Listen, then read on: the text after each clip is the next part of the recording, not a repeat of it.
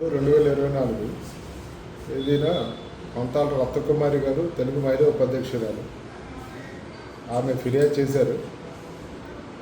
మన సీఎం గారు deputy CM గారి మీద అనుచిత వ్యాఖ్యలు గతంలో చేశారని చెప్పి, అదేవిధంగా అసభ్య పదజాలంతో సోషల్ మీడియాలో పోస్ట్ చేశారని చెప్పి శ్రీరెడ్డి మీద రిపోర్ట్ ఇవ్వడం జరిగింది.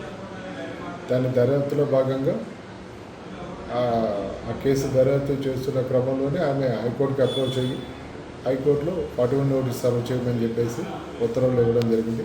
అందులో భాగంగా తన లాయర్తో పాటు ఈరోజు అనకాపల్లి టౌన్ కోర్ట్ స్టేషన్కి వచ్చారు.